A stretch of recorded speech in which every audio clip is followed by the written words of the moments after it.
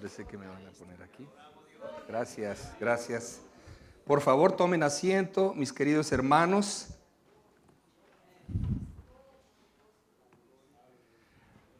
Quiero decirles en esta mañana que los discípulos son la herramienta más poderosa en las manos de Dios para cambiar al mundo. El discipulado es una de las áreas un poquito más débiles en la mayoría de las iglesias.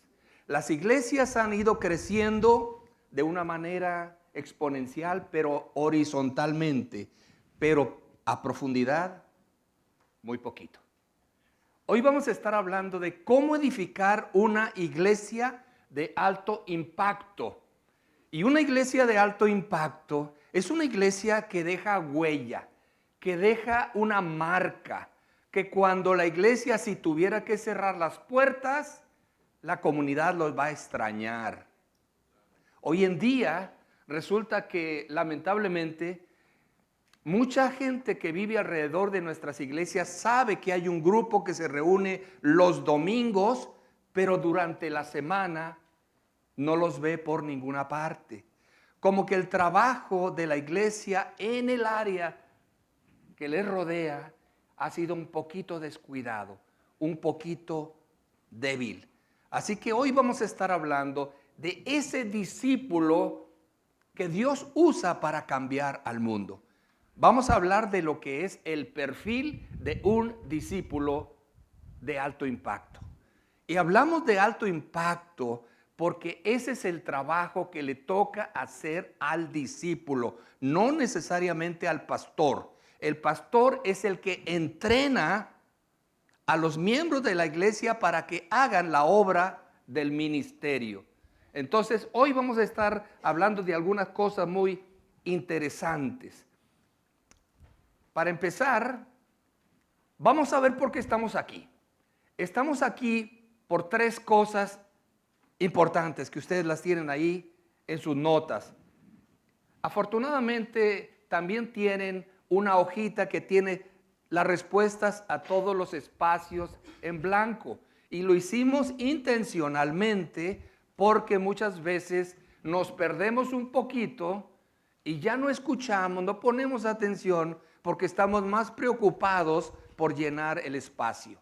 Así que hoy no se preocupen. Ahí están en esa hojita que ustedes recibieron, aparte, las respuestas. En primer lugar, estamos aquí para glorificar a Dios, estamos para crecer en nuestra relación con Dios y estamos para adquirir una estrategia bíblica para hacer discípulos. Ahora bien, hablamos de estar aquí para glorificar a Dios. ¿Y por qué estamos aquí para glorificar a Dios? Porque ese es el principal propósito de nuestra vida. Desde el Catecismo de Westminster dice: el fin principal del hombre, el propósito primordial de su existencia es la de glorificar a Dios. Eso es lo que es, y eso es parte de nuestra doctrina fundamental de todas las denominaciones. Y yo sé que aquí hay pastores de diferentes denominaciones y a través de los años que me ha tocado viajar por diferentes países de Latinoamérica y el mundo, he notado que a veces es un poquito difícil ponernos de acuerdo en todo. Cuando hablamos del bautismo, algunos van a decir es por inmersión, otros van a decir es por aspersión. Cuando hablamos de la Santa Cena, van a decir es con vino de verdad o con jugo de uva o cómo. Y nos fijamos mucho en los elementos y no en el significado real de esos sacramentos. Cuando hablamos del bautismo, lo importante es que es un recordatorio de que Jesús murió y volvió a nacer para darnos la vida eterna. Cuando estamos hablando de la Santa Cena, nos habla de que estamos en el centro de la voluntad de Dios y podemos ver al pasado cuando Cristo fue crucificado por nuestros pecados y tenemos la esperanza de una vida eterna. Eso es lo importante. Los elementos nos dividen, pero al menos hay tres cosas, mis queridos hermanos, que nos unen. Y aquí no hay problema porque son palabras de Jesús mismo. Gran mandamiento, gran comisión y gran compasión. Y vamos a hablar un poco de esto un poco más adelante. Pero cuando hablamos de glorificar a Dios, y les digo que ese es el fin principal del hombre, lo podemos recordar fácilmente. Juan 17:4, me dijeron que allá tienen esa habilidad de poner ahí un texto bíblico, pero lo que quiero marcar aquí es que la mejor forma de glorificar a Dios con nuestra vida es enseñar lo que Jesús enseñó y hacer lo que Jesús hizo. La mayoría de las veces enseñamos y predicamos lo que la Biblia nos dice y lo que Jesús dijo, pero a la hora de hacer lo que Jesús nos encomendó, ahí es donde fallamos un poquito, ¿verdad? No solamente ser oidores, pero hacedores de la palabra. Como que la teoría y la práctica van de la mano. En el principio, dice Juan, el principio era el verbo. Y el verbo era Dios y el verbo era con Dios. Pero en el versículo 14 dice, y se hizo carne en la persona de Jesús. O sea que la teoría se hizo práctica y habitó entre nosotros. Estamos aquí para glorificar a Dios y la mejor manera es enseñar y también hacer lo que Jesús hizo. Nosotros podemos glorificar a Dios de esta manera. ¿Y qué es lo que Jesús nos enseñó y Él mismo hizo? Eso lo vemos ahí en Mateo 28, la gran comisión. Id y haced discípulos. La iglesia de hoy, mis queridos hermanos, está llena de creyentes, llena de cristianos, pero el mandato bíblico dice, id y haced ¿qué? Discípulos. Y eso es justamente lo que queremos enfatizar el día de hoy. Y hay al menos 5 cualidades o 5 características que tiene un discípulo bíblicamente hablando. Y de esas 5 cualidades o características vamos a hablar en esta mañana. 2 preguntas tienen que guiar nuestra conversación. ¿Estás haciendo discípulos o solamente tienes convertidos? ¿Cuándo fue la última vez que llegó una persona nueva a tu iglesia? Personas nuevas, no las mismas. Las mismas ya las ganaste. Las mismas ya están en el proceso, ojalá, de crecimiento. Pero personas nuevas. Para poder ganar personas nuevas, mi recomendación para todos y cada uno de ustedes es que aprendamos, si no tenemos ya, unos lentes bifocales. ¿Saben ustedes lo que son los lentes bifocales? Significa que con la parte de arriba yo puedo ver de lejos a las personas que están allá en la comunidad y que necesito alcanzar.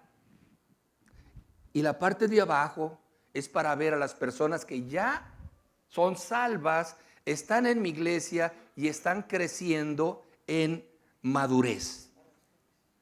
Lentes bifocales.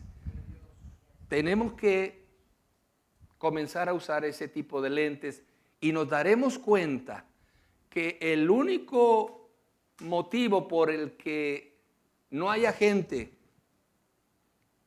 que necesite todavía escuchar la buena noticia del Evangelio y una palabra de amor y de esperanza en este mundo tan crítico y convulsionado que estamos viviendo, es cuando Jesús deje de amar a las personas. Y eso no va a suceder nunca. Tenemos un trabajo, tenemos una tarea que hacer. Ahí el Salmo 34:3 dice, engrandezcan al Señor conmigo, exaltemos a una su nombre. Estamos aquí para crecer en nuestra relación con Dios y acercarnos más a Él. Recuerdo yo que en una ocasión una hermana vino muy bien intencionada y me dijo: hermano, yo estoy pasando por alguna situación difícil como todos.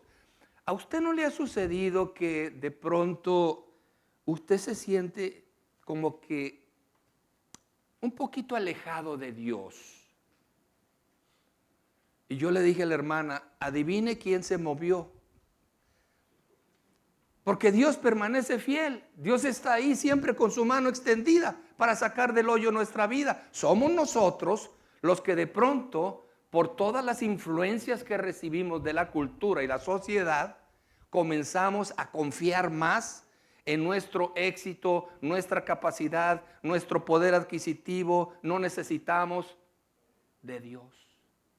Pero Dios está ahí porque Él sabe que tarde o temprano nosotros nos vamos a dar cuenta lo dependientes que somos de Él. Totalmente dependientes de Él.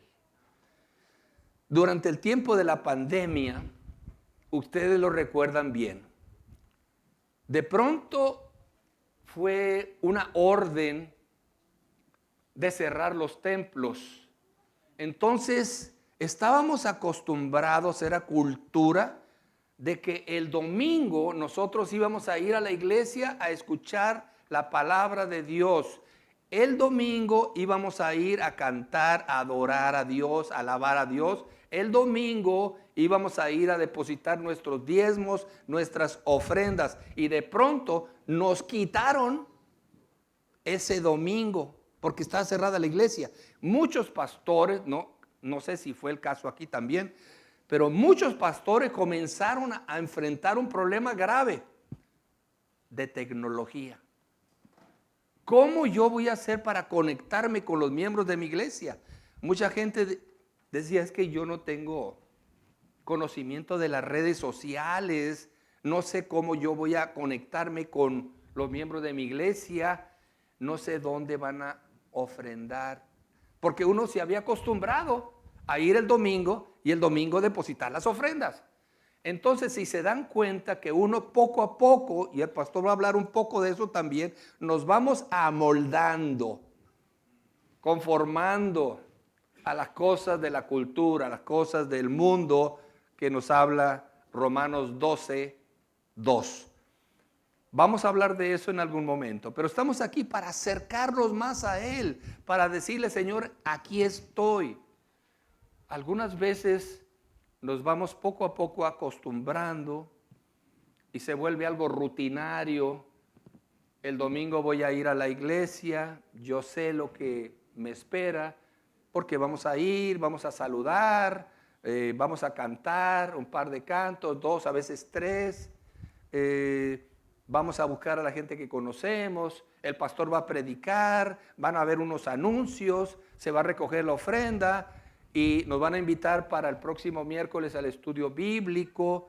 El jueves los jóvenes se reúnen, las hermanas tal vez, como que ya es predecible, como que se vuelve algo rutinario.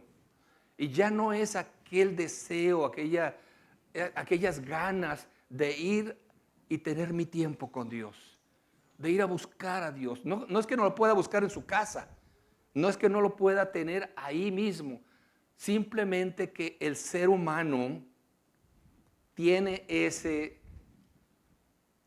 hábito de irse poco a poco acostumbrando a ciertas cosas hasta que ya, pues yo me levanto, normalmente me levanto de este lado, voy al baño, me lavo los dientes, me veo a ver cómo estoy, ya tengo un poco menos de pelo, ahí estoy y después estoy pensando, a ver, como que se vuelve una rutina. Y yo creo que nosotros, para seguir creciendo espiritualmente, la única rutina que podemos pensar es un tiempo devocional con Dios. Decimos que conocemos a Dios. La pregunta es: ¿cuánto tiempo pasas con Él para decir que le conoces? Algunos dirán: Señor, Señor, y yo les voy a responder, ¿verdad? no todo aquel que me diga Señor entrará al reino de los cielos. Entonces, nosotros estamos aquí esta mañana también para crecer espiritualmente. Acerquémonos pues a Dios con corazón sincero y con la plena seguridad que da la fe. Y el pastor Fañas, ahora que veníamos de donde estamos hospedados, para acá venía hablando justamente de la fe. Y venía mencionando un pasaje bíblico de Pedro, que aquel día que andaba ahí en la barca y que se atrevió a decirle a Jesús, ¿eres tú? Entonces yo quiero ir hacia ti. Entonces se atrevió a bajarse de la barca y comenzar a caminar. Pero de pronto se comenzó a hundir, ustedes conocen la historia. Y Jesús le dijo dos cosas, dos preguntas. Le dijo primero, hombre de poca fe. Si con poca fe pudo caminar en el agua, imagínense si tuviera un poco más. Hombre de poca fe. Y nosotros nos llamamos hombres de fe, mujeres de fe.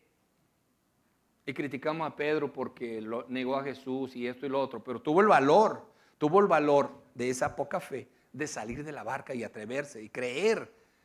Y después le dijo Jesús, ¿por qué dudaste? Parece que la duda siempre se contrapone con la fe.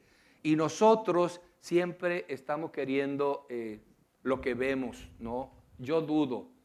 Y ahora que hay en las redes sociales tantas noticias falsas, fake news, donde quiera lo escucha uno, ¿verdad? Noticias falsas. Uno abre una red social, Facebook, por ejemplo, y ahí dice que ya se invadió tal país. Y después resulta que, no, pues están ahí, ¿verdad? Pero a lo mejor pasa algo, a lo mejor no. Pero hay gente que pone cosas que no han sucedido. Le pone palabras a personas, predicadores o gente que no han dicho. Como que uno tiene que ser cuidadoso ahora con lo que lee.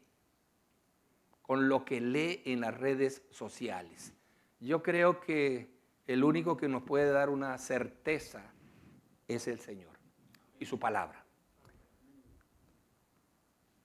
Estamos aquí para adquirir una estrategia bíblica para ser discípulos. Y ahí está Mateo 28, 19, 20, que es la gran comisión. Por tanto, vayan y hagan discípulos de todas las naciones, bautizándolos en el nombre del Padre y del Hijo y del Espíritu Santo, enseñándoles a obedecer todo lo que les he mandado a ustedes.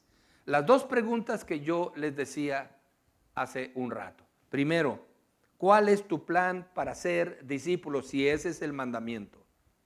La gran comisión de Jesús es id y haced discípulos de todas las naciones y con esas instrucciones. La pregunta es, ¿estás haciendo discípulos? No creyentes, discípulos. Y si tienes un plan, ¿está funcionando? Está funcionando. Tenemos que preguntarnos estas cosas. Tenemos que preguntarnos estas cosas.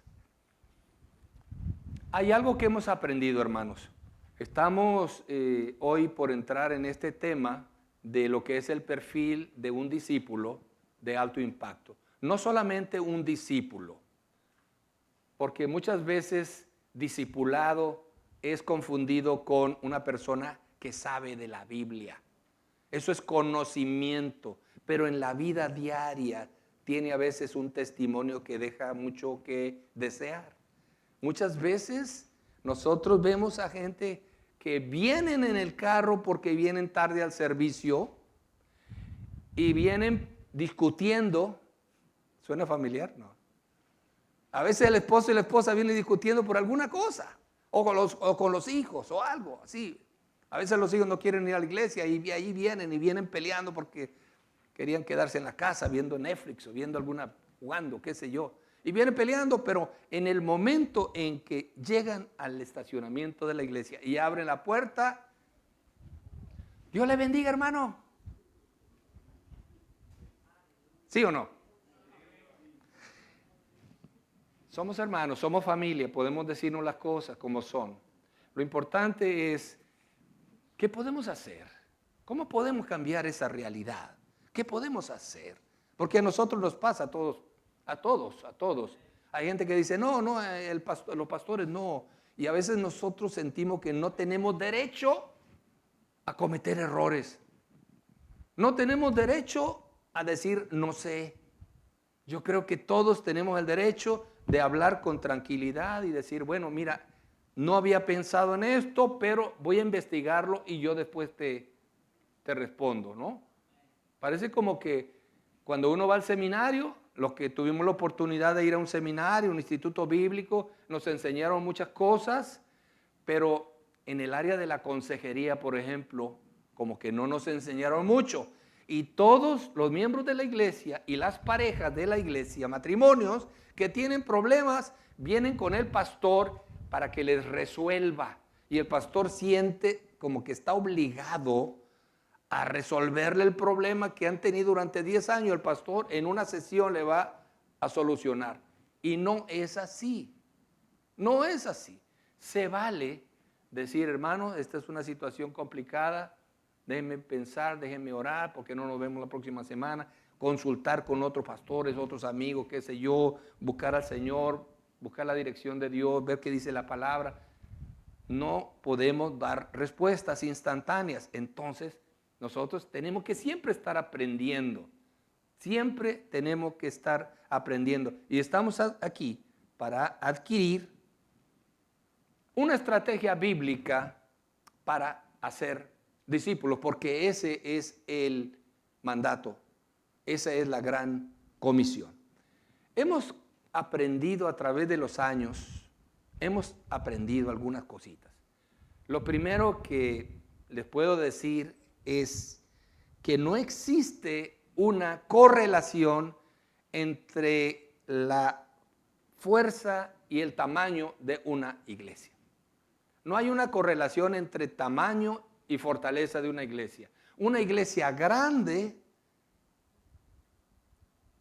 puede tener una raíz pequeña, ¿verdad? Una iglesia pequeña puede tener una raíz grande, pero también puede tener una raíz pequeña. ¿Por qué? Porque no hay una relación directa entre el tamaño y la fortaleza. No la hay. Ojalá que podamos crecer hacia afuera y hacia abajo, pero eso depende de nuestra relación hacia arriba. ¿Es la verdad? Esa es la realidad. Pero eso es lo que vivimos, eso es lo que estamos viendo. Hemos aprendido también que hay más de una manera de hacer crecer una iglesia. A veces queremos copiar, pegar lo que hizo Rick Warren en Iglesia con Propósito. Yo fui director para Latinoamérica de Iglesia con Propósito en el equipo de Rick Warren por 15 años. Viajé por toda Latinoamérica enseñando una iglesia con propósito. Y son principios bíblicos y muy buenos, pero dentro de un contexto norteamericano que a veces en Latinoamérica no funciona. Es más, dentro de los Estados Unidos nosotros encontramos muchos desafíos también. Fíjese, hermano, que a mí me tocó ir a visitar a un pastor amigo en una ciudad, yo vivía en California, en la ciudad de Riverside. En Riverside, por allá, cerca de las montañas. Y fui y el pastor me invitó para ir a hablar a su iglesia un domingo. Y yo fui el domingo a hablar a su iglesia.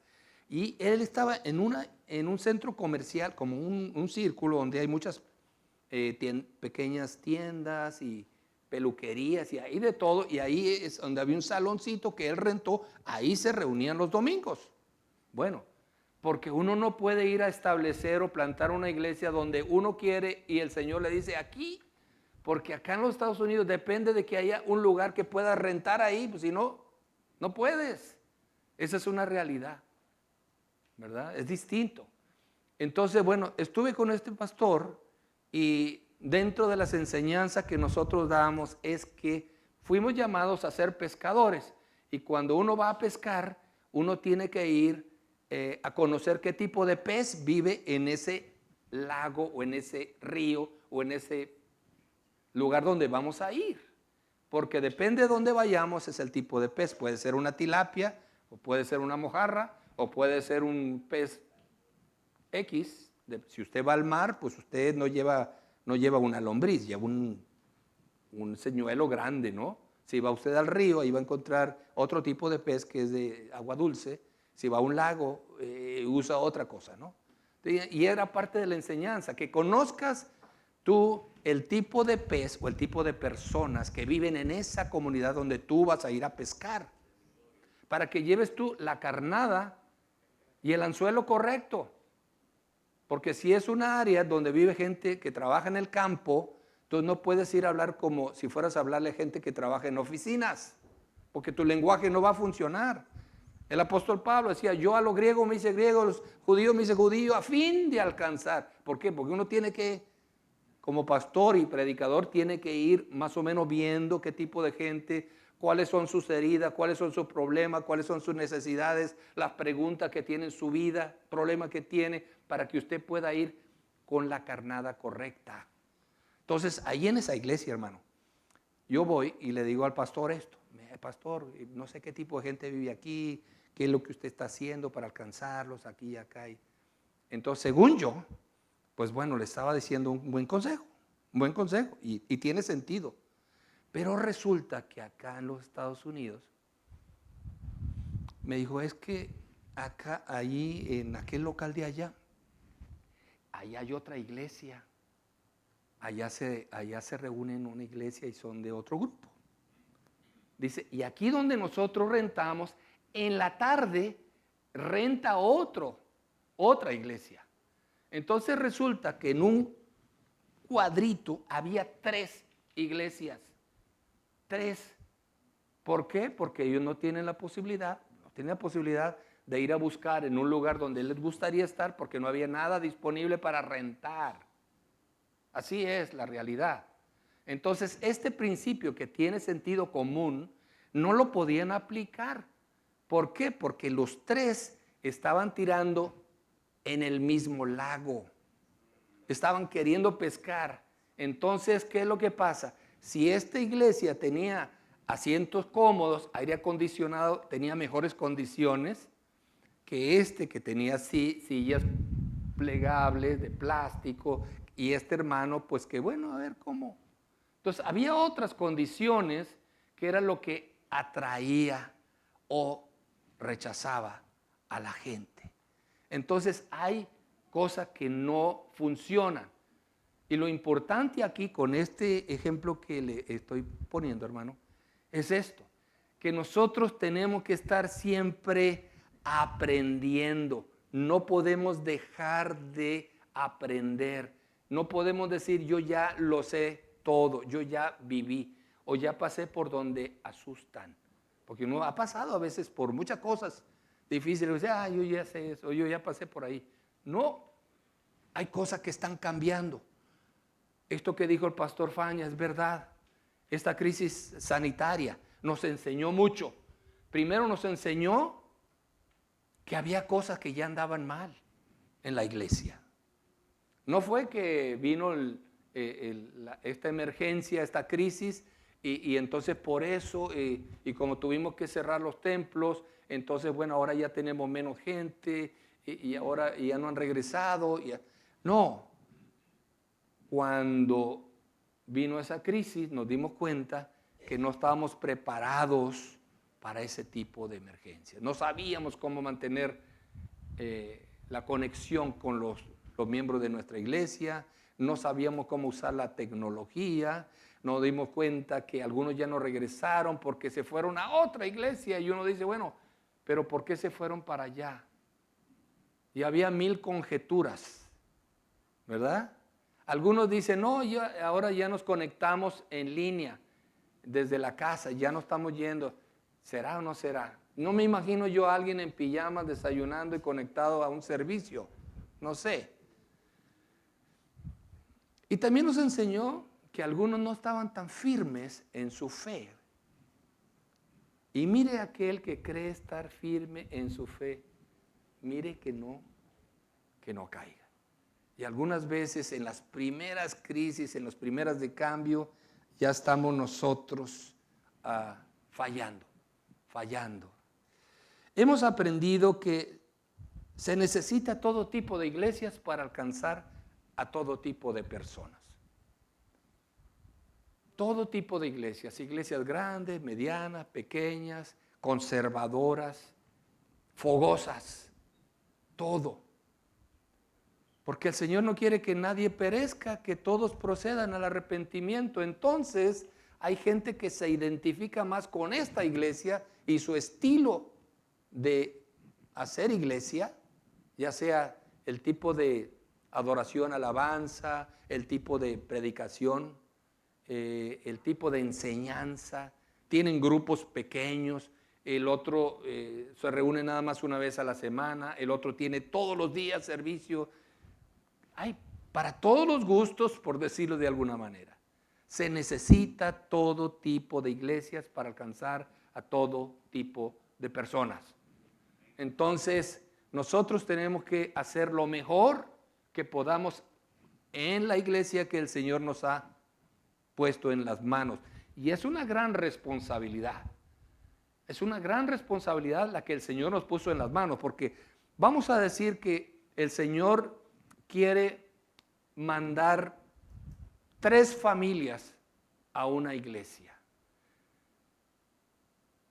Tú estás preparado para recibir 3 familias, pero tú estás preparado para recibir 3 familias. A lo mejor el Señor dice, te las voy a mandar a ti, porque ellos no están preparados.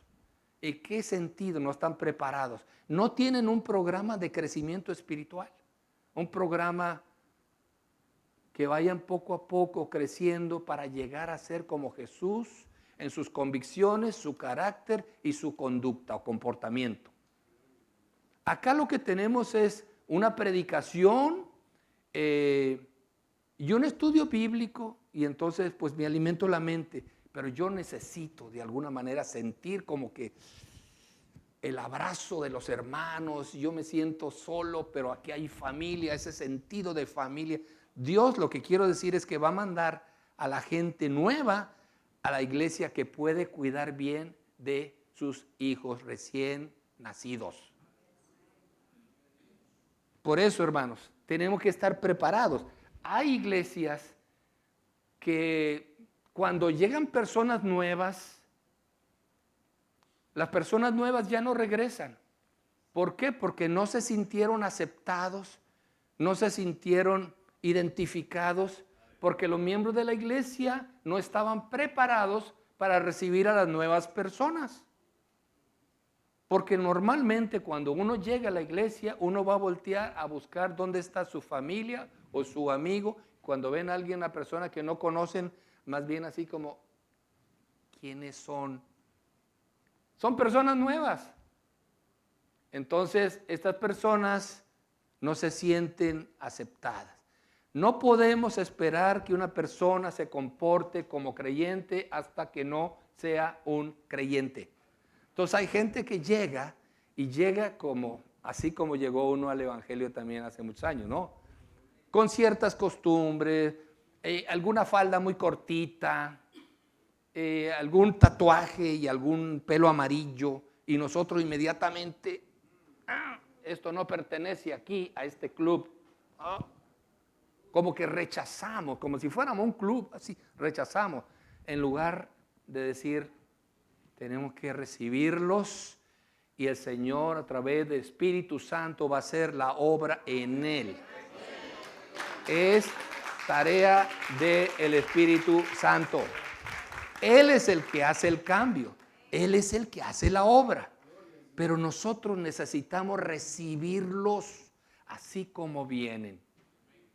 Orar por ellos, recibirlos. Nosotros no estamos de acuerdo con su forma de ser, de actuar, qué sé yo, pues porque no son creyentes. Entonces tienen un concepto diferente de la vida. Van más de acuerdo a lo que está de moda, tal vez, a lo mejor esa necesidad de pertenencia de un grupo, pero llegan a la iglesia y se sienten extraños y nosotros los hacemos sentir extraños también. Y ya no regresan. Pero nosotros queremos que regresen y que poco a poco se vayan integrando a la familia del Señor. Se necesita todo tipo de iglesias para alcanzar a todo tipo de personas. Si un principio es bíblico, va a funcionar en cualquier parte. No podemos confundir el mensaje con los métodos. El mensaje nunca cambia, los métodos tienen que cambiar.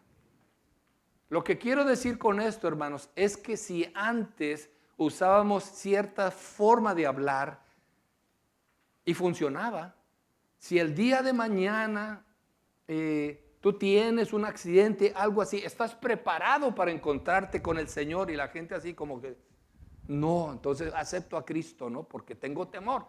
Ahora la gente se ríe de la muerte, no le tiene miedo. Ahora la pregunta tal vez no es sobre la muerte, pero sobre la vida. Ahora es seguro preguntar, si Dios te da un día más para vivir, ¿hay algo que valga la pena por lo cual vivir? Porque hay gente que vive un día a la vez. Como que necesitamos irnos dando cuenta de que las cosas han cambiado. Muy bien, muy bien. Todos nosotros tenemos un sueño. Y esta es la pregunta, el sueño de Dios para tu iglesia. ¿Cuál es el sueño de Dios para tu iglesia? Cada padre tiene un sueño. Todos ustedes, supongo yo, son padres de familia, a la mayoría, ¿verdad que sí? Padres de familia, y entonces tenemos un sueño para nuestros hijos. En los tiempos de Jesús, ¿recuerdan ustedes a los líderes de gobierno que decían, ¿quiénes son aquellas personas? ¿Cuál es ese mensaje? Ese mensaje está trastornando al mundo. ¿Se acuerdan de ese pasaje? Dice, es que esos son los que andaban con Jesús, hablan como su maestro, hablan como él. ¿Por qué? Porque queremos que cada día se parezcan más a nosotros, nuestros hijos. Todos tenemos nuestros hijos. Yo creo que nosotros tenemos ese deseo. Nadie quiere que su hijo, su hija se parezca al vecino.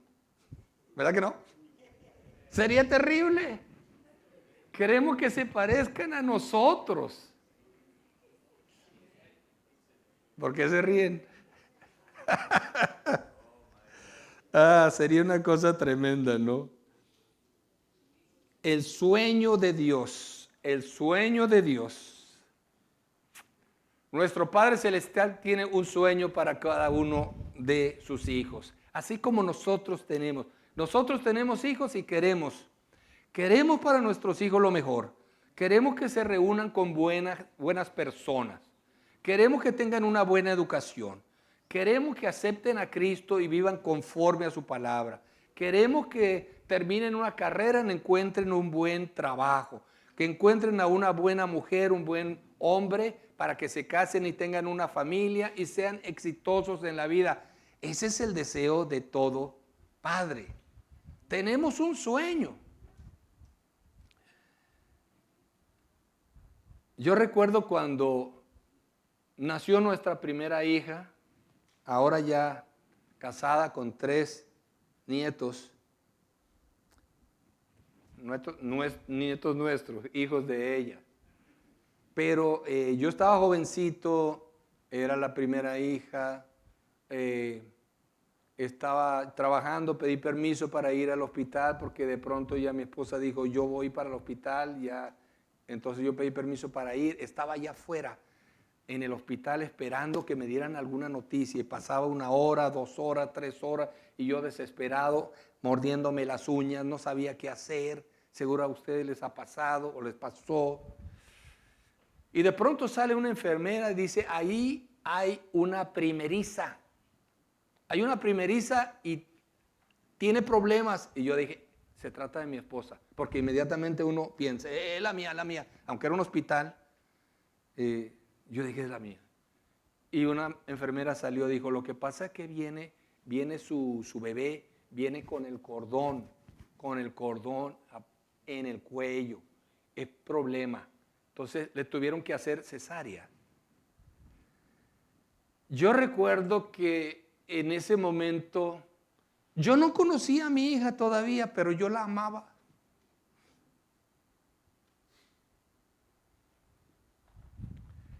Yo tenía esos sueños.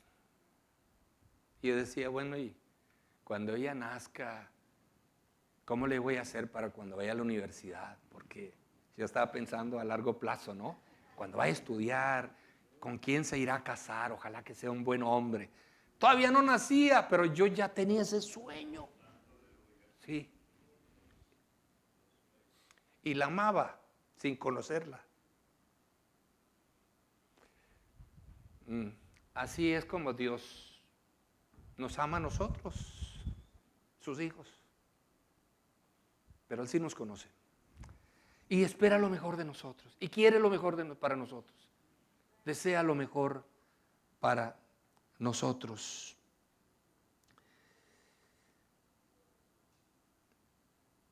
Esa es una verdad tremenda. El sueño de Dios es hacer que sus hijos sean como Jesús. Mateo 5:48.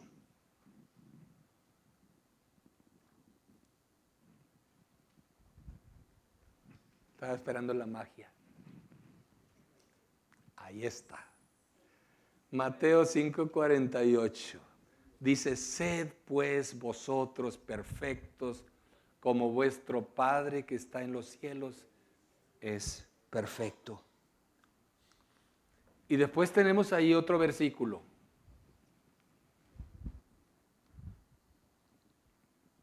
Romanos 8:29.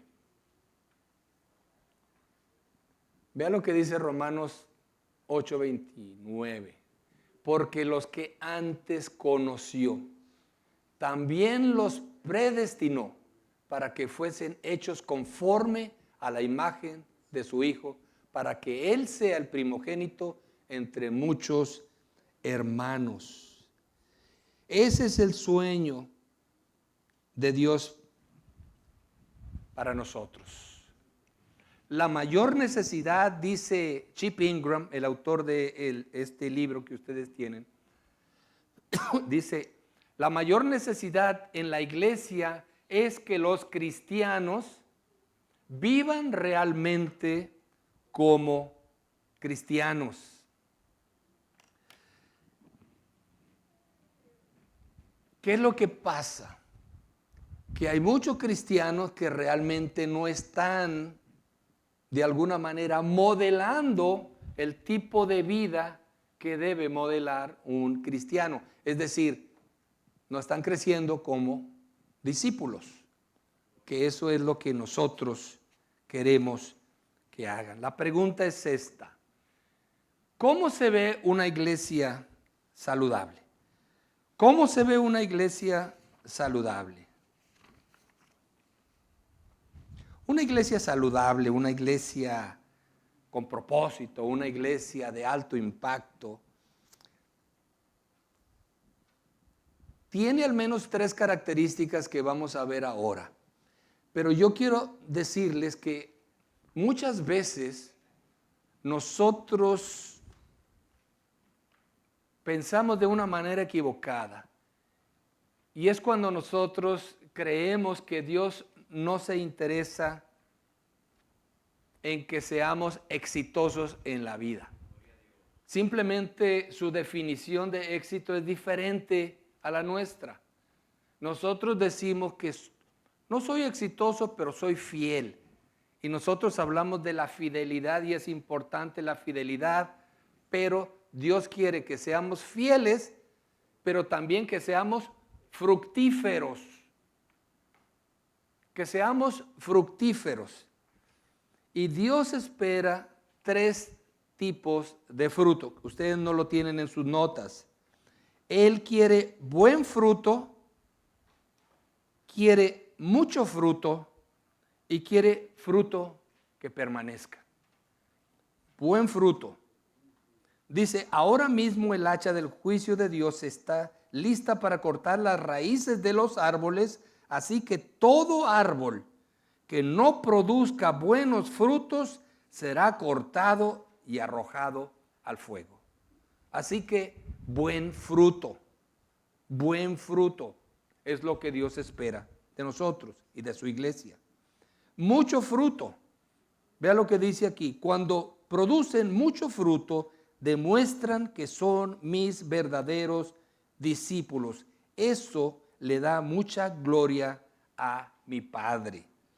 Buen fruto, mucho fruto y después fruto que permanezca. Ustedes no me eligieron a mí, yo los elegí a ustedes. Les encargué que vayan y produzcan frutos duraderos. Así el Padre les dará todo lo que pidan en mi nombre. Entonces, nosotros si queremos glorificar a Dios y queremos ser efectivos en el trabajo que Él nos encomendó, necesitamos ser fieles, pero también fructíferos. Buen fruto, mucho fruto y fruto que permanezca. Ahora sí, hablemos de que hay 3 características de una iglesia saludable. La primera son las personas perdidas que están viniendo a los pies de Cristo. Personas perdidas. Hace rato les decía yo, personas nuevas que están llegando los domingos. Y si no están llegando, hay que preguntarnos por qué no están llegando y qué podemos hacer. Porque a veces analizamos la parte de que no están llegando porque yo no veo más gente aquí. Pero ¿qué podemos hacer? Eso es lo importante, ¿no? ¿Qué podemos hacer y que no se quede en la buena voluntad? Sino, ¿qué podemos hacer? Y hagámoslo. Hagámoslo. El mundo está lleno de buenas intenciones, de buenas ideas. Pero necesitamos nosotros poner en práctica esas buenas ideas. Entonces, nosotros primero queremos personas nuevas viniendo a Cristo. Estoy hablando aquí de la gran comisión, personas nuevas. Después, personas que ya llegaron, que fueron encontradas, que estén creciendo en madurez espiritual. Porque una cosa es que lleguen a la iglesia y otra cosa es que comiencen en la iglesia a crecer espiritualmente. La pregunta es si tienes un plan, si tienes un proceso que les ayude a esos nuevos. ¿Cuántas personas conocen ustedes que han estado en la iglesia por 10 años, 5 años y siguen siendo inmaduras? ¿Conocen algunas? Hay muchas personas que dicen, es que yo soy cristiano, yo voy a la iglesia, tengo 20 años de ir a la iglesia, pero su comportamiento, su reacción frente a los problemas, de alguna manera nos indica que no ha crecido, no hay una madurez, porque la madurez no se va a medir en términos de conocimiento. Yo sé mucho de Biblia, el hermano sabe mucho de Biblia, el diablo también. El diablo también, y no por eso es nuestro modelo. No es el conocimiento necesariamente, es cuánto más tú te pareces a Cristo. Y eso es un trabajo de transformación que afortunadamente no tienes que hacerlo tú. es el Espíritu Santo en ti, el que hace la obra poco a poco. Así como la metamorfosis, que de pronto un gusanito está en ese capullo y se pega ahí un árbol y ahí está, y hay un proceso ahí que se va dando en donde ese gusanito no tiene nada que ver, no depende de él, es un proceso hasta que finalmente surge una mariposa. Ese proceso metamorfosis es algo similar a lo que el Espíritu Santo hace en nosotros, si nosotros se lo permitimos. Porque nunca vamos a ser forzados. Por eso tenemos libre albedrío. Nosotros decidimos si queremos que el Señor nos vaya transformando. El propósito de Dios para sus hijos es que lleguemos a ser como Cristo. El propósito de Dios para la humanidad es que lleguemos, después de reconciliarnos, a ser como a la imagen de su Hijo. El propósito de la Biblia es que la palabra aplicada a nuestra vida nos vaya transformando para llegar a ser como Cristo. El propósito de la predicación es impactar nuestra vida para encaminarnos a que lleguemos a ser como Cristo. En otras palabras, todo apunta a un proceso de transformación que Dios quiere hacer en nosotros. Y nos lo dice el propósito para la humanidad, el propósito de la Biblia, el propósito de la predicación. Todo tiene que ver con que lleguemos, vayamos cambiando para llegar a ser como Cristo. Y esto, disculpen, la persona encontrada esté creciendo en madurez espiritual. Tenemos que ir. No sé si tenemos un plan, no sé si tenemos un proceso, pero hace falta que lo tengamos. El gran mandamiento lo conocemos todos. Ama al Señor tu Dios con todo tu corazón, con toda tu alma y con toda tu mente.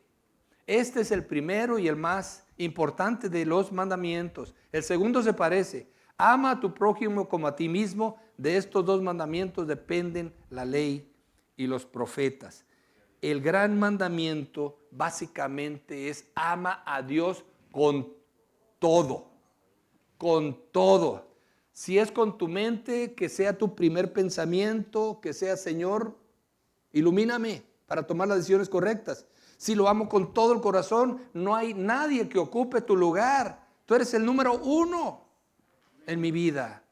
Si te amo con toda mi alma, y el alma es lo que le da la dirección a nuestra vida, es como decir, Señor, yo quiero que tú me lleves a donde tú quieras, que tú dirijas mi vida.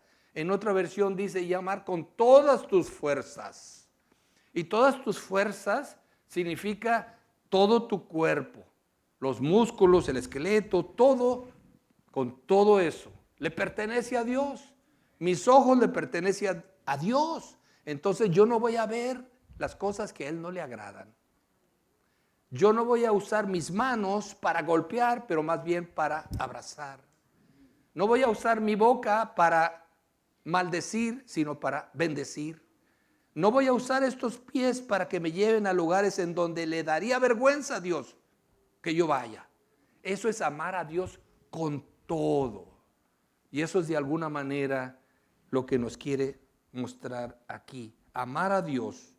Entonces una iglesia de alto impacto tiene estas 3 características. Primero, es una iglesia que evangeliza, la gran comisión. Segundo, es una iglesia que está produciendo discípulos. Una iglesia que es el gran mandamiento. Y en tercer lugar, es una iglesia que está satisfaciendo las necesidades de la comunidad. Yo les decía al principio que hay pocas iglesias que se preocupan por un trabajo y las necesidades de las familias que viven en la comunidad que les rodea. Pero Jesús nos dijo, entonces dirá el rey a los que estén a su derecha, vengan ustedes a quienes mi Padre ha bendecido, reciban su herencia, el reino preparado para ustedes desde la creación del mundo, porque tuve hambre y ustedes me dieron de comer, tuve sed y me dieron de beber, fui forastero y me dieron alojamiento, necesité ropa y me vistieron, estuve enfermo y me atendieron, estuve en la cárcel y me visitaron, y les contestarán los justos: Señor, ¿cuándo te vimos hambriento y te alimentamos, o sediento y te dimos de beber? ¿Cuándo te vimos como forastero y te dimos alojamiento, o necesitado de ropa y te vestimos? ¿Cuándo te vimos enfermo o en la cárcel y te visitamos? El rey les responderá: les aseguro que todo lo que hicieron por uno de mis hermanos, aún por el más pequeño, lo hicieron por mí. A veces nos olvidamos de la gran compasión. Si queremos llegar a ser como Jesús, tenemos que preocuparnos por las cosas que a Él le preocupan. Que un niño de la calle se vaya con hambre a la cama. Que una mujer que perdió a su esposo pase dificultades. Hay tantas cosas en la vida de una familia, de una sociedad. A veces hay una soledad tremenda, a veces hay una angustia, a veces hay un temor o algo, y ellos voltean a ver dónde, buscar una mano amiga, buscar un abrazo de alguien. Por eso son nuestra familia, por eso son nuestros hermanos y nuestras hermanas. Cuando están fuera de la iglesia, son personas que debemos pescar, son peces. Cuando pasan de este lado de la línea, ya ahora ya no son peces, ahora ya son pescados, dice el hermano. Afuera no son nuestros hermanos, cuando ya están dentro de la iglesia les llamamos hermanos. ¿Por qué? Porque tenemos la misma sangre, la sangre de Cristo. Tenemos el mismo Padre, tenemos ya cosas en común que antes no teníamos. La gran compasión es importante para Jesús, no solamente alcanzarnos, pero también ayudarles en su crecimiento y preocuparnos por las personas todas. Jesús tenía él mismo su ministerio dividido en esas tres partes. Él le hablaba a la mente, instruía a la mente, hablaba al corazón y alimentaba también el cuerpo. Se preocupaba por el cuerpo también. Entonces nosotros tenemos que preocuparnos igual. ¿Cómo, hermanos, medimos los signos vitales de la iglesia? ¿Cómo nosotros como seres humanos tenemos también organismos igual que la iglesia tiene sistemas? Nosotros también tenemos sistema digestivo, sistema respiratorio, todos estos sistemas. Cuando nos sentimos enfermos vamos al médico y el médico nos va a dar un diagnóstico para ver por qué estamos enfermos. Si se siente enfermo va al doctor y el doctor le dice: a ver, abre la boca, le pone, ahí le pone un termómetro y después le dice: a ver, súbete aquí en la báscula, y entonces le mide el peso. Y después posiblemente le dice: estira tu brazo, y le toma la presión y va notando. Y después le toma un rayos X y entonces ahí va notando. La ciencia médica ha detectado que hay ciertos rangos que muestran si estás natural, estás bien, estás sano. Si es de temperatura, si estás arriba de tanto, estás enfermo, tienes temperatura alta. La presión igual. Le sacan sangre, igual también le van a decir si tiene triglicéridos, tiene problemas de alguna naturaleza.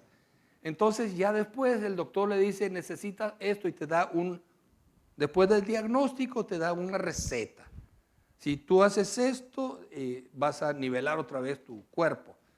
Cuando nosotros vemos la iglesia, que es un organismo también vivo, porque en la Biblia nunca se le conoce como una institución, una escuela, una empresa, sino se le habla de el cuerpo de Cristo, el cuerpo.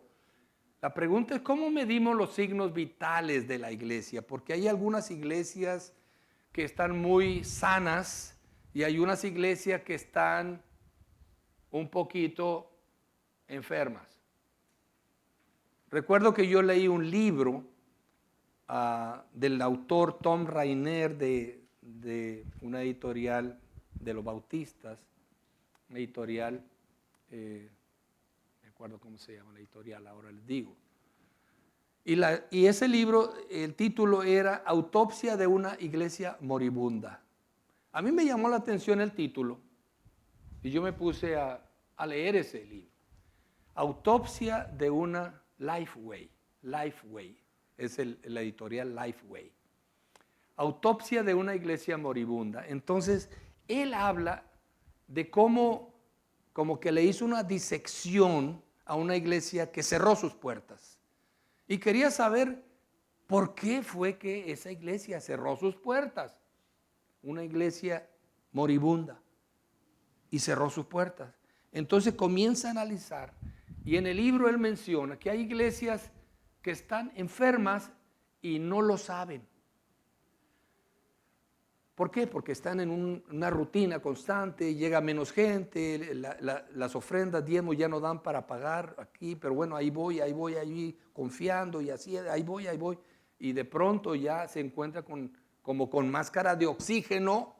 Si no hacemos esto, vamos a tener que cerrar, como que poco a poco van llegando a esa decadencia, a ese declive. Dice, pero hay iglesias que están enfermas, no lo saben, hay iglesias que están enfermas y no hacen nada, aunque lo sepan. Entonces, nosotros tenemos que de alguna manera buscar cuáles son los signos vitales de nuestra iglesia para poder hacer un diagnóstico y buscar una solución. Al principio, hace un momento les decía, ¿cuántas personas nuevas están llegando? Si no están llegando, ¿qué podemos hacer para que lleguen? Estoy hablando de evangelismo, ¿no? Estoy usando la carnada correcta, el anzuelo correcto, el tipo de gente que vive ahí. Bueno. Y si llegan pero no regresan, ¿qué es lo que pasa? A lo mejor no se sintieron bien aceptados, recibidos. ¿Qué puedo hacer? A lo mejor puedo organizar un equipo de bienvenida. La gente que esté preparada para recibir a los nuevos, ¿no? Hay gente que está en la iglesia pero no están creciendo. Entonces tengo que analizar por qué no están creciendo. A lo mejor no tengo un plan, un programa para ayudarles en su crecimiento espiritual. Hay personas que están en la iglesia y han estado muchos años, pero nunca han servido en ningún ministerio en la iglesia. Entonces, ¿qué puedo hacer? A lo mejor les puedo ayudar a descubrir cómo Dios te hizo para que puedas servir en algún ministerio de acuerdo a lo que a ti te gusta hacer, lo que tú sabes hacer. Entonces, ok. Descubro también que en mi iglesia puede haber personas que nunca han compartido su testimonio con nadie más fuera de la iglesia. ¿Por qué no lo han hecho? A lo mejor no saben cómo preparar un testimonio. Y vamos a hacer un seminario, un taller de cómo preparar y compartir un testimonio con alguien no creyente. Son lecciones que aprende uno muy sencillas. ¿Qué puedo hacer? Mi testimonio, bueno, esta era mi vida antes de conocer a Cristo, esta es la forma en que yo conocí a Cristo y esta es la forma en que ahora estoy viviendo en Cristo. Y tú también puedes pasar por esto. O sea, como que no hay mucha ciencia, pero hay que hacerlo. Otra vez, si las personas no están llegando, hay que ver por qué no llegan y qué podemos hacer. Mejorar el área de evangelismo, ¿no? Si la gente no viene pero no se queda, entonces tenemos que ver por qué no se están quedando. ¿Qué puedo hacer para que se queden? ¿Cómo puedo yo ponerle a mi iglesia una especie de velcro para que lleguen y se queden pegados ahí? Para que se queden ya. Que no sea como teflón, ¿verdad? Que lleguen y... Hay cosas que rechazan, hay cosas que atraen, ¿no? Los imanes, el magneto o el imán, por un lado atrae y por el otro lado repele.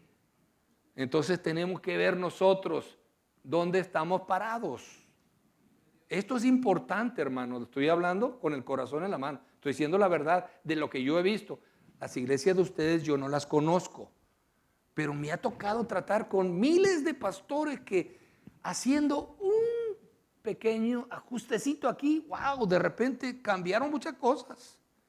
¿Por qué? Porque Dios quiere que la gente se salve. Dios quiere que la gente crezca. Dios quiere que la gente sirva en la iglesia. Y Dios quiere que la gente vaya y comparta lo que Él ha hecho en su vida. Él lo quiere. Nosotros tenemos que alinearnos al plan y a la voluntad de nuestro Padre. Tenemos que hacerlo, hermanos. Tenemos que hacerlo. Cuando tu iglesia hace estas tres cosas, entonces serás una iglesia de alto impacto. Vas a ser un buen pescador. Vas a ser un buen pescador. Mira, hay un pasaje bíblico ahí en Juan 21:6. Juan 21:6. Me gusta mucho lo que han hecho aquí, en esta iglesia. Los felicito, los felicito. Esto de poner las escrituras aquí en las pantallas ayuda muchísimo. Algunas veces uno pone ahí una notita, un pasaje que uno lo sabe, a veces se le olvida, pero cuando lo ponen aquí hace la gran diferencia. Vea lo que dice aquí. Él le dijo, echad la red a la derecha de la barca y hallaréis. Entonces la echaron y ya no la podían sacar por la gran cantidad de peces. ¿Recuerdan ese pasaje? El pastor Faña mencionaba esta mañana también algo de esto. Resulta que Jesús llegó y ahí estaba Pedro, pescador profesional, a eso se dedicaba, de eso vivía. En otras palabras, se las sabía todas. Y Jesús le dijo, ¿tienen algo de comer? No. Hemos intentado toda la noche y no hemos pescado nada. Y nada es nada, nada. ¿Ok? Pero en obediencia, cuando Jesús le dijo, bueno, échate a la mar, vamos. Y seguramente le dijo, dale un poquito más adentro, porque a veces nos gusta estar en la orillita, ¿no? Pero para ser un buen pescador tienes que mojarte los pies, tienes que salir de la oficina, tienes que salir de las cuatro paredes, tienes que salir a ir a buscar los peces que están allá afuera, tienes que salir afuera. Entonces Pedro se fue y entonces Jesús le dijo estas palabras. Echa la red. Ese pasaje otra vez, hermano, si lo tenías. Era Juan 21:6. Ahí está. Eso le dijo Jesús a Pedro, aquel profesional pescador que había intentado toda la noche y no había pescado nada. Hermano Tamés, déjeme decirle, nuestra iglesia, y mire que nosotros entrenamos a nuestra gente y le entrenamos para que hagan evangelismo. Y les dimos un seminario, un taller completo de cómo preparar su testimonio y que vayan allá y compartan. Hemos hecho todo y la gente no está llegando. Uy, entonces le voy a hacer caso a lo que hizo Jesús. Voy a hacer las cosas a la manera de Jesús, no a mi manera. Porque si lo haces a la manera de Jesús, las cosas van a ser diferentes. Entonces les voy a decir, como Jesús, echa la red a la derecha y hallaréis algo. Siempre a veces estamos haciendo las cosas de la misma manera una y otra vez y otra vez y otra vez y otra vez y vemos que los resultados no funcionan, pero seguimos de necios haciendo lo mismo, esperando algo. El científico Albert Einstein dice, locura significa hacer una cosa una y otra vez esperando resultados diferentes. Por eso Jesús le dijo, ya no lo hagas así, intenta algo distinto. Tira la red hacia el otro lado y pescarás algo. Y vean ustedes el resultado. El gran misterio y el gran milagro de ese pasaje llamado la pesca milagrosa, como lo conocemos, tiene dos razones. La primera es la presencia de Jesús en la barca. Cuando tú pones a Jesús en el centro de tu iglesia, en el centro de tu matrimonio, en el centro de tu familia, Él hace la diferencia. Él la hace. Pero tienes que ponerlo, tienes que invitarlo. Tienes que invitarlo. Porque de Él es la iglesia. La iglesia nunca va a ser tuya, nunca la ha sido y nunca lo va a hacer.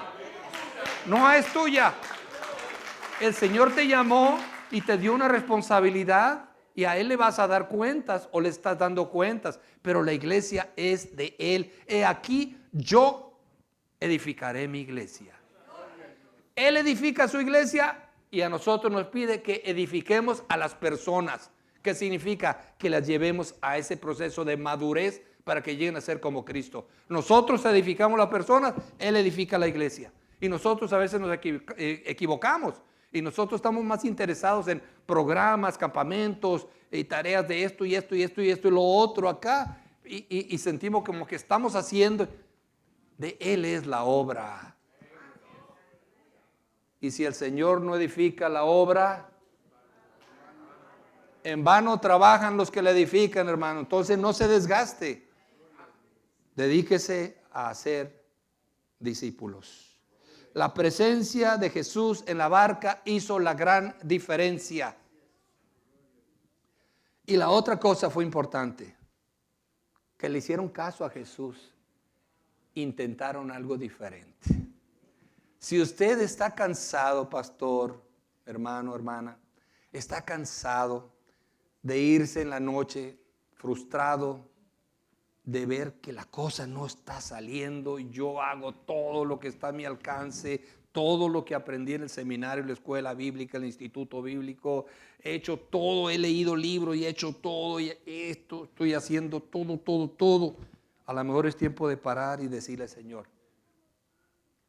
estoy a la iglesia, tú dime qué debo hacer y yo obedezco. Voy a tirar la red a la derecha. A ver qué pasa.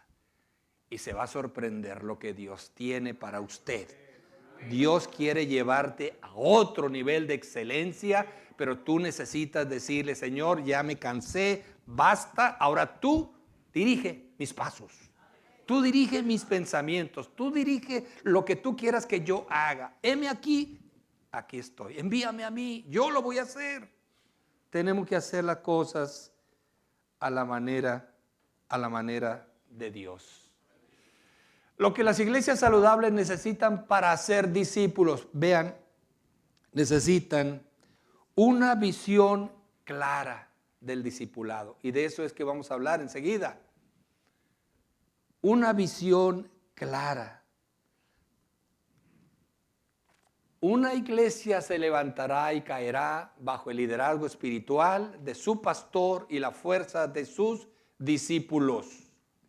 Cada iglesia necesita un perfil y un proceso para ser discípulos.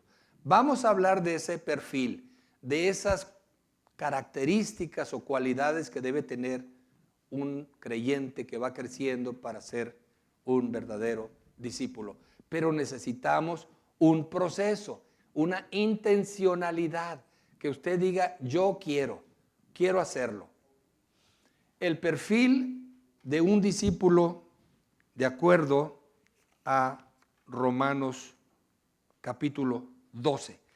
Y aquí es donde es importante que conozcamos el contexto, porque ahí en ese capítulo 12 del libro de Romanos nos dice cuál es ese perfil que él está buscando.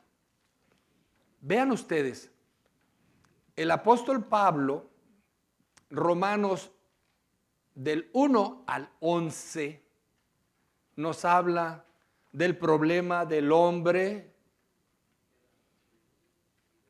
Ok, ahorita vamos a ver eso.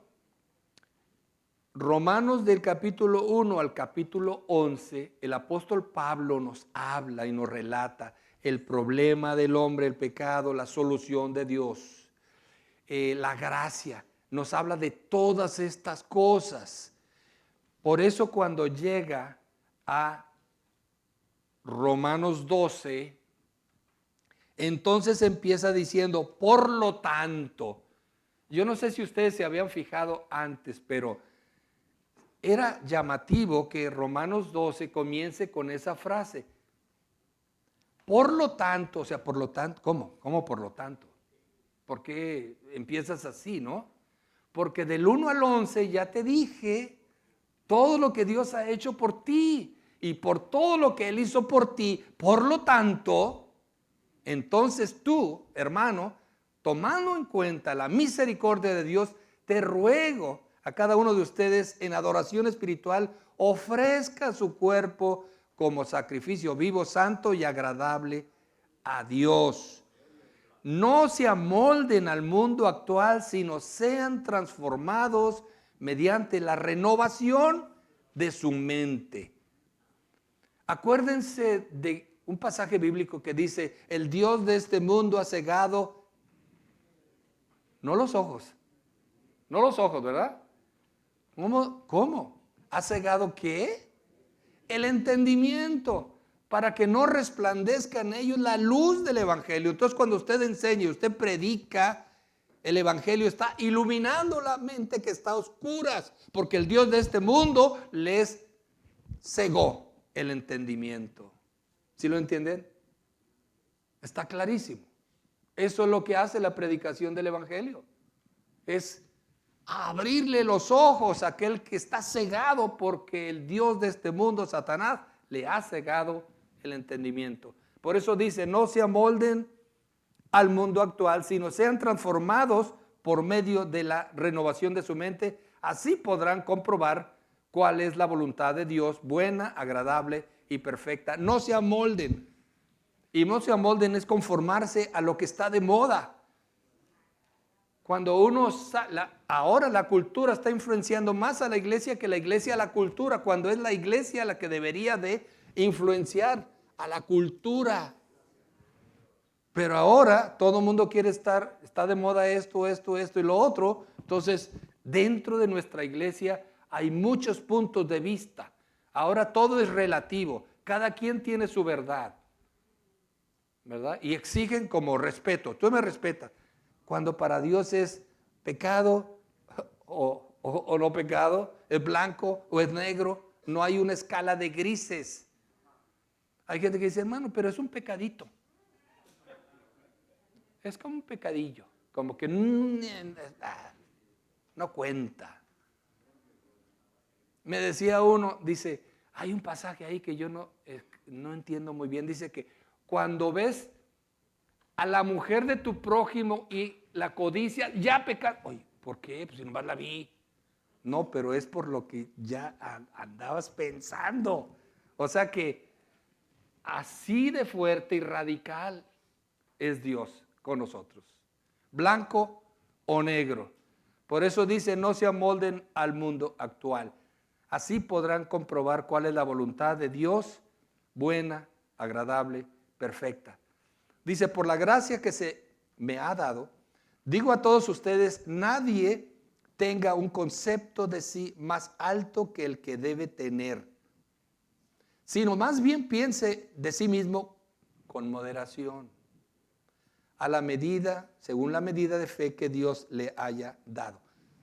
Nosotros sabemos bien de qué se trata esto, ¿verdad? Hay gente que tiene una actitud un poquito arrogante, hay gente que tiene problemas de autoestima, hay gente que se siente superior, y dice, no te sientas ni más ni menos, simplemente de acuerdo a como Dios te hizo, ¿no?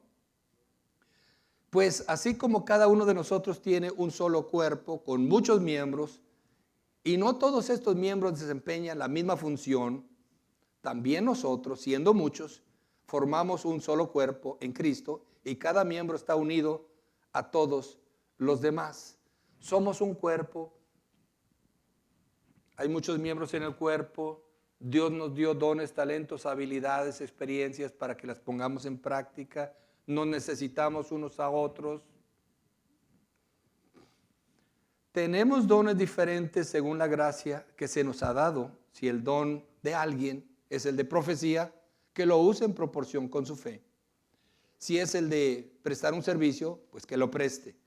Si es el de enseñar, que enseñe. Si es el de animar a otros, que los anime. Si es el de socorrer a los necesitados, que dé con generosidad. Y si es el de dirigir, que dirija con esmero. Así es el de mostrar compasión, que lo haga con alegría. El amor debe ser sincero. Aborrezcan el mal, aférrense al bien. Ámense los unos a los otros con amor fraternal, respetándose y honrándose mutuamente. Nunca dejen de ser diligentes. Antes bien, sirvan al Señor con el fervor que da el Espíritu. Alégrese en la esperanza. Muestren paciencia en el sufrimiento. Perseveren en la oración. Ayuden a los hermanos necesitados. Practiquen la hospitalidad. Viene este difícil. Bendigan a quienes los persigan. Bendigan y no maldigan. ¿Es difícil? Alégrense con los que están alegres, lloren con los que lloran, vivan en armonía los unos con los otros. No sean arrogantes, sino háganse solidarios con los humildes. No se crean los únicos que saben. Amén. No paguen a nadie mal por mal, aunque a veces está la tentación, ¿verdad? Procuren hacer lo bueno delante de todos. Si es posible, en cuanto dependa de ustedes, vivan en paz con todos. No tomen venganza, queridos hermanos, sino dejen el castigo en las manos de Dios, porque está escrito: mía es la venganza, yo pagaré, dice el Señor. Antes bien, si tu enemigo tiene hambre, dale de comer. Si tiene sed, dale de beber. Actuando así, harás que se avergüence de su conducta. No te dejes vencer por el mal, sino más bien vence el mal con el bien. Wow. Si ustedes se ponen a analizar todo ese capítulo, hay tantas cosas que uno puede aprender, cosas que tenemos que reflexionar, y ahí hay 5 cosas particulares en las cuales nos vamos a enfocar. En principio tenemos 5 relaciones claves que se encuentran en Romanos. Todos tenemos una relación con Dios. Tenemos una relación con Dios. Tenemos una relación con la gente del mundo. Tenemos una relación con nosotros mismos. Tenemos una relación con los creyentes y tenemos una relación también con los no creyentes. Ahora viene, ¿cuál debe ser nuestra actitud y nuestra respuesta en este tipo de relaciones que tenemos, de intercambio? Con Dios, ¿qué es lo que Él espera? ¿Cuál debe ser nuestra reacción? Tenemos, de acuerdo a Romanos 12, que tenemos que rendir nuestra vida. Sacrificio vivo, rendición. Nuestra relación con el mundo, de acuerdo al apóstol Pablo, Romanos 12, versículo 2, separarnos de los valores del mundo, que no sea eso lo que nos amolde y nos conforme. Nuestra relación con nosotros mismos es que seamos sobrios en nuestra autoevaluación, que no nos sintamos ni más ni menos. Nuestra relación con los creyentes, tenemos relación con los creyentes. ¿Cómo debe ser esta relación?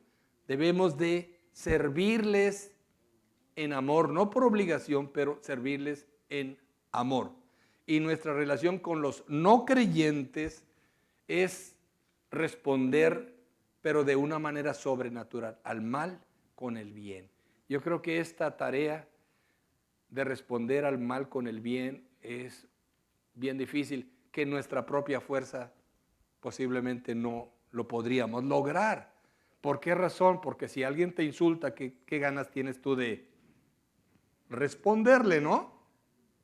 Si alguien te golpea, ¿qué quieres hacer tú? Regresarle, ¿no? Si alguien te critica, ¿qué vas a hacer? ¿Verdad? Tenemos esa tentación. Alguien dijo, y que sonó muy fuerte, que todos tenemos un Judas en nuestra vida. ya lo está pensando, ya lo tiene en su mente, hasta su rostro está viendo, ¿no? Alguien quizás en su vida lo ha ofendido, lo ha herido profundamente. Y qué difícil es, ¿verdad? Entonces siempre está ahí presente. Ahora, el verdadero discípulo el discipulado está basado en la gracia, no en el rendimiento. Porque a veces nosotros queremos esforzarnos y hacer las cosas lo mejor pensando que con eso vamos a agradar a Dios, ¿no? Y esa no es la forma en que Dios mide las cosas. El discipulado es relacional, más bien relacional, no es una transacción. Si tú haces esto, entonces yo hago esto. Es algo práctico, no es algo teórico. Y es algo medible, no es tan vago. El reto es este, y esto es importante, mis hermanos. No puedes dar lo que no posees. Debemos ser como la persona que queremos que nuestra gente llegue a ser. ¿De qué estamos hablando aquí? De que yo no le puedo pedir a alguien que haga lo que yo no estoy dispuesto a hacer o que vaya a donde yo no estoy dispuesto a ir. Yo tengo que ser el modelo. Y hoy en día, sobre todo, la nueva generación no busca nuevas filosofías y nuevos conocimientos y cosas. Lo que quiere es ver líderes, pastores dignos de ser imitados. Lo que están viendo es el modelo, tu estilo de vida. Alguien lo diría que tu vida es tu mensaje. Tu vida es tu mejor mensaje. Porque tú puedes decir una cosa, pero si tu vida muestra algo diferente, no vas a tener credibilidad. Entonces, ¿qué pasa? Que Dios quiere trabajar profundamente en nosotros antes de que Él trabaje poderosamente a través de nosotros. Él quiere primero trabajar en nosotros, profundamente en nosotros, para después trabajar poderosamente a través de nosotros. Él nos quiere usar, pero primero quiere que hagamos nosotros un análisis honesto de nuestra propia vida, porque nosotros no podemos darle a otros lo que no tenemos. No podemos ofrecer una ayuda. Acuérdense cuando uno se sube a un avión, los que han tenido la oportunidad de viajar en avión, siempre dicen en caso de un cambio brusco de temperatura o de presión, van a bajar unas máscaras de oxígeno, tómela, póngasela usted y después ayude a un menor, al que vaya con usted si es menor. Yo siempre me preguntaba, bueno, pero ¿qué los niños no, los menores no son primero, los niños no, primero a ellos, ¿no? Pues están chiquitos. No, pero es que el sentido común es que si yo no estoy bien, no puedo ayudar a nadie más. Entonces nosotros primero tenemos que asegurarnos de estar bien delante de Dios, nuestra vida delante de Dios, tener nuestro tiempo devocional, tener nuestra vida digna de ser vista e imitada. Eso es lo que estamos hablando aquí. Y el compromiso que me gustaría que todos hiciéramos en esta primera oportunidad es comprometernos a ser discípulos de Jesús antes de ser líderes para Jesús. A todos nos gusta tener una posición de liderazgo. Y todos hemos sido llamados a ser líderes. Todo aquel que tiene una familia, él es la cabeza del hogar, es la familia, es el líder, ¿no? Pero nosotros primero, delante de Dios, si vamos a ser discípulos, y el llamado es a ser discípulos, primero tenemos que nosotros ser discípulos. Y después ser líderes. ¿Ustedes creen que nos podamos comprometer con eso? podamos comprometernos con eso. Vamos a ponernos en pie y vamos a orar para terminar esta parte. Señor Jesús, hay tantas cosas que tenemos que analizar en nuestra vida, tantas cosas que queremos, Señor, que tú ajustes, cambies, refuerces, elimines en nuestra vida, en nuestro liderazgo. Señor, hay muchas cosas que nosotros quizá por ignorancia, quizá por negligencia y quizá por desconocimiento no hemos hecho o no hemos hecho lo suficientemente bien para agradarte y para traer ese fruto, buen fruto y fruto abundante que tú nos estás pidiendo. Y en esta mañana, Señor, queremos que tú nos ayudes a ser primero buenos seguidores, buenos discípulos, obedientes, antes de ser líderes, porque no podemos dar lo que no tenemos. Pero sabemos que tú, Señor, tienes un plan para nosotros. Hay un propósito de que estemos aquí en esta mañana. Queremos aprender, queremos ponernos nuevamente en tus manos y tú con esas manos de buen alfarero que nos vuelvas a moldear de acuerdo a tu plan, de acuerdo a tu voluntad. Estamos aquí, Señor, para servirte, para aprender más, para después ser más efectivos en el ministerio que tú nos has encomendado. En el nombre de Cristo Jesús, oramos. Amén. Amén.